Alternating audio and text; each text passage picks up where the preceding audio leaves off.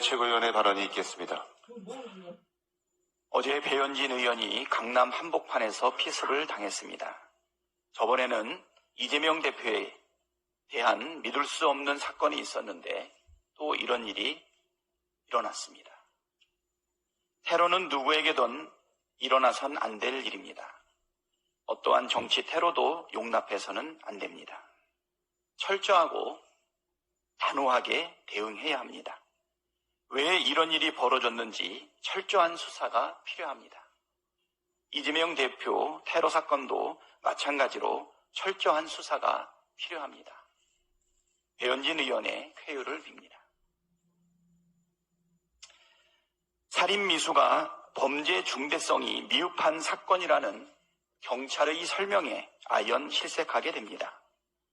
이재명 대표 살인미수범의 신상 정보를 공개하지 않는 이유에 대해서 부산경찰청장이 기존의 신상 공개를 했던 사건들에 비해 수단의 잔인성이나 범죄의 중대성이 다소 미흡하지 않냐는 얘기가 신상 공개 위원들 간에 있었다고 들었다고 말했습니다.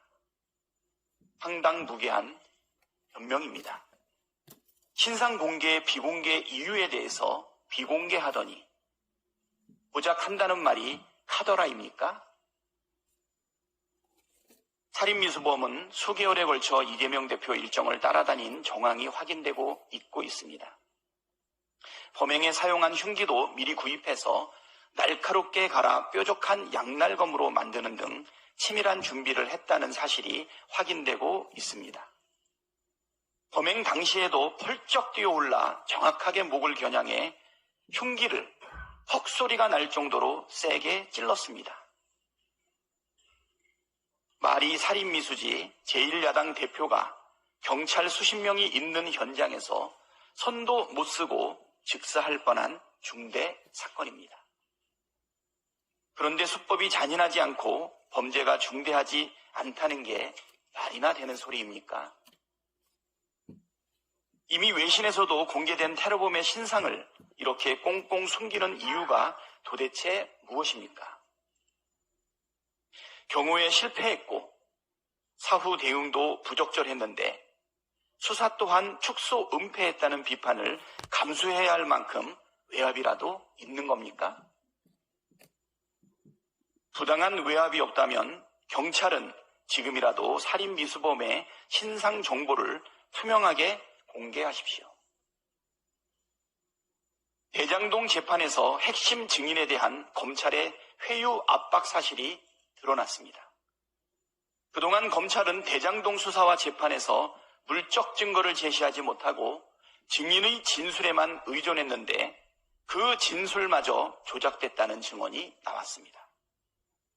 대장동 일당 중 한 명인 남욱은 귀국하면서 취재진 인터뷰에서 이재명 대표에 대해 씨알도 먹히지 않았다고 말한 바 있지만 검찰 수사 과정에서 진술을 번복해 그 배경에 검찰의 회유가 있었던 것 아니냐는 의심을 산 바가 있었습니다. 그런데 남욱의 진술이 갑자기 변한 이유가 검찰의 구속 안 시킨다는 방침에 따라 이루어진 것이라는 증언이 지난 23일 재판에서 나온 것입니다.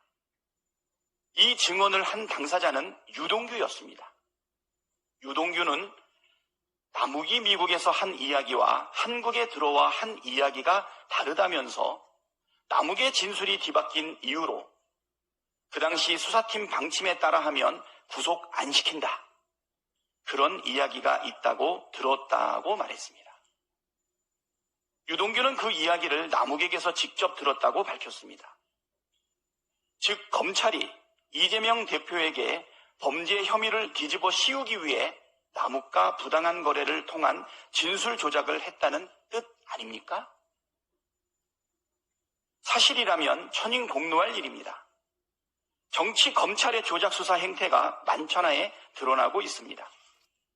증거를 조차 진실을 밝혀야 할 검찰이 증거를 조작해 진실을 덮고 있습니다.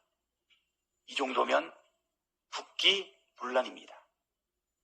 사법 질서를 어지럽히는 윤석열 정치 검찰의 만행은 반드시 심판받게 될 것입니다.